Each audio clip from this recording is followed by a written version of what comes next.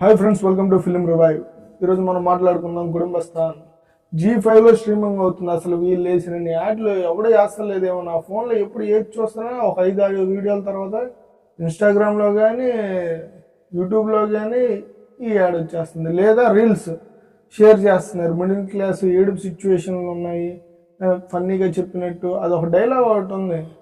ఇది పిప్పి అని, ఇది జ్యూసు, నేను పిప్పి అని ఒక డైలాగ్ ఉంది క్లైమాక్స్లో డైలాగ్. అది తెగ స్టేటస్లు పెడుతున్నారు.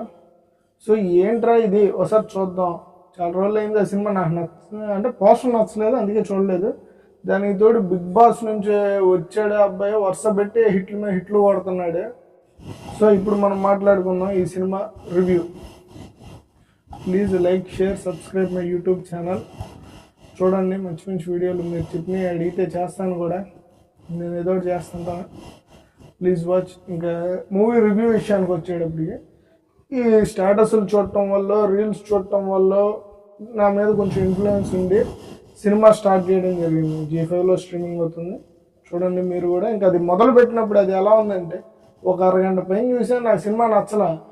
40-45 మినిట్స్ తర్వాత ఇంట్రా ఇది, మనకి రీల్స్ నచ్చినాయి, చిన్న చిన్న యాడ్లు నచ్చినాయి, ట్రైలర్స్ నచ్చినాయి, ఈ సినిమా ఎందుకు నచ్చట్లేదురా అని మళ్ళీ వెనక్కి వెళ్ళి మళ్ళీ ఫస్ట్ నుంచి చూడటం మొదలుపెట్టా. అప్పుడు అర్థమైంది ఈ సినిమా ఆడేం చెప్తున్నాడు. ఈ సినిమా అది మీకైనా సరే అండి, ఆ సినిమా స్ట్రైట్గా చూస్తే మీరు డైరెక్ట్ థియేటర్లో చూసుంటే ఓకే, కానీ ఓటీటీలో చూసేటప్పుడు ఇవన్నీ మైండ్లో పెట్టుకొని చూస్తే ఆ సినిమా నచ్చదు. కానీ నా రివ్యూ చూసిన తర్వాత మీరు ఆ సినిమా చూస్తే మీకు చాలా బాగా నచ్చింది. ఎంతో ఇంపార్టెంట్ ఇష్యూస్ ఉన్నాయి ఈ సినిమాలో, అర్థం కానివి అర్థమయ్యేటట్టు నేను చెప్పాక మీరు చూస్తే అది చాలా ఆనందంగా ఉంటుంది, ఎంజాయ్ చేస్తారు పిక్చర్ని. ఇంకా మూవీలో ఏమేమి ఉంటాయంటే, ఇదో 3 టైప్స్ ఆఫ్ సినిమా. 3 టైప్స్ కాదు, 3 హీరోస్ ఉన్నారు ఈ సినిమాలో. ఆయన గురుసోమనాథం గారు, మనోడు మణికందను గురు, ఇంకొక హీరో క్యారెక్టర్ ఉంది, అతను మనకు పేరు తెలియదు, ఆయన కమెడియన్. ఆయన కాదు కమెడియన్, అది గ్రూప్ ఆఫ్ హ్యూమన్స్ ఉన్నారు అక్కడ, 4-5 ఉన్నారు, వాళ్ళు థర్డ్ హీరో.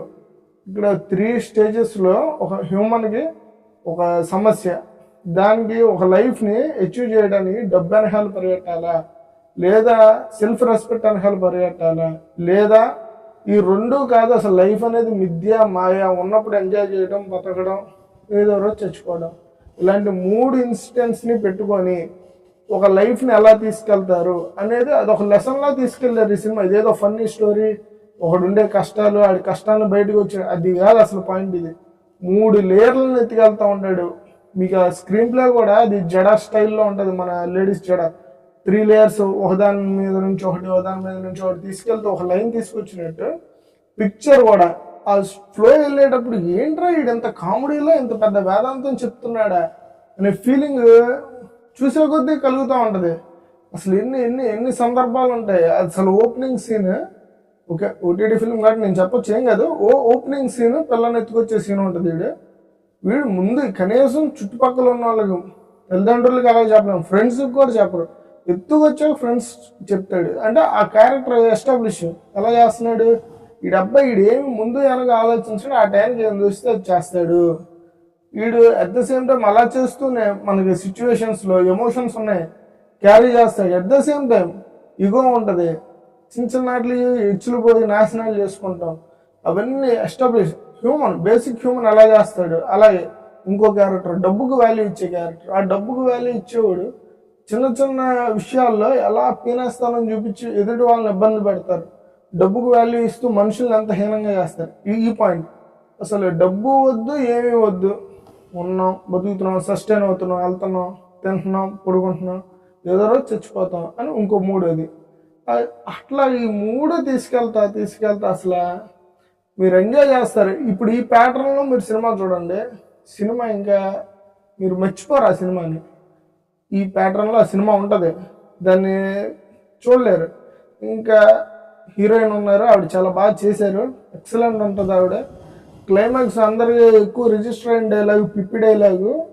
ఆ డైలాగ్ కొట్టగానే నాకు అసలు ఏంట్రా ఈ అబ్బాయి డైలాగ్ అయిపోయింది, ఏంటిది ఇప్పుడు ఏమైనా క్లోజ్ చేసేస్తారా అని ఎక్స్పెక్ట్ చేస్తున్నా. లోపలికి ఇంట్లోకి వెళ్ళాక వైఫ్తో తడా 4 షాట్లు వేస్తారు. అసలు బా ఇది కావాలి అనిపించింది మనకి. సేమ్ ఇంకా ఎండింగ్లో వచ్చేటప్పటికి మనం జడేసేసిన తర్వాత లాస్ట్లో రబ్బర్ బ్యాండ్ వేసి మిగిలిన కొంచెం హెయిర్ ఉంటుంది, దాన్ని ఎట్లా వదిలేస్తాం. అట్లా అన్నీ సినిమాలో మొత్తం ఒక 2.5 hours 2 hours 15 minutes మొత్తం ఏమేమి పాయింట్లు అయితే వాడు టచ్ చేశాడు, ప్రతి పాయింట్ని రీకలెక్ట్ చేసి ప్రతి దానికి సమాధానం చెప్దాం ట్రై చేశారు. అంటే సినిమాలు కొన్ని సందర్భాల్లో కొన్ని పదాలు వాడటం, కొన్ని సిచ్యువేషన్స్ చూపించడం అన్నీ జరుగుతాయి.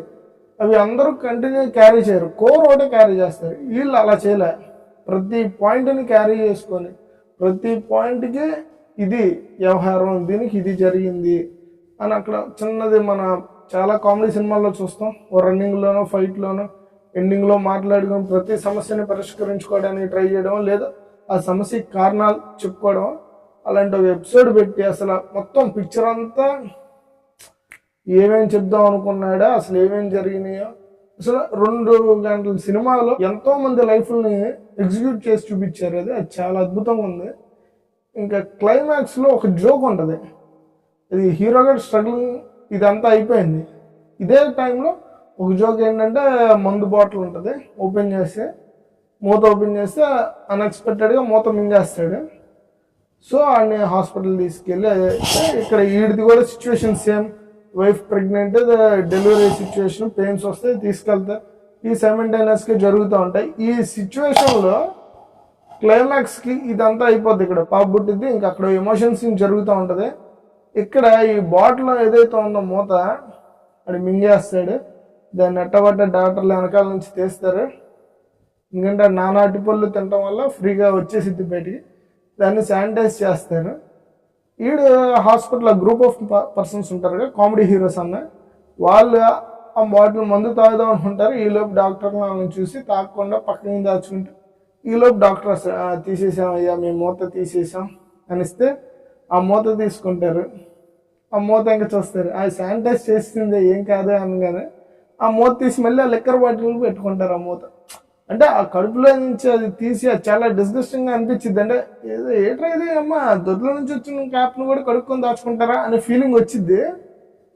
అక్కడే సినిమా, అదే హీరో. ఆడి ఒక లైఫ్లో ఆడి ఏది తెలుసో తెలియకో 100 సమస్యలు తీసేసుకొని ఆ చివరికి ఆ సమస్యలన్నీ అట్టగొట్ట నెట్టుకొని తిరిగి స్టార్ట్ అయినప్పుడు అన్ని లైఫ్ మళ్ళీ ఫస్ట్ నుంచి నీట్గా, ఎక్కడైతే ఆ బాటిల్ మూతకుండా పోయి నానా దరిద్రాల్లో తిరిగి మళ్ళీ వచ్చి మూత కింద అలా అయిందో, ఈ లైఫ్ కూడా సిచ్యువేషన్స్లో పంతాలకి పట్టింపులకి ఓవర్ యాక్షన్కి పోయి మళ్ళీ లైఫ్ని స్టేబుల్గా చేసుకుంటాడు. అక్కడితో క్లోజ్ అయిపోద్ది పిక్చర్. కానీ అసలు ఈ పాయింట్లు ఇంకా బోల్డ్ ఉన్నాయి అసలు. ఇందులో ప్రతిదీ చెప్పుకుంటూ పోతే ఇంకా తెల్లారిపోద్ది. కానీ చూడండి, ఖచ్చితంగా చూడాల్సిన సినిమా. పిక్చర్ అదేదో కామెడీ సినిమా ఫన్ ఉంటుంది అట్లా కాదు, ఇది మంచి మెసేజ్ ఓరియంటెడ్ పిక్చర్.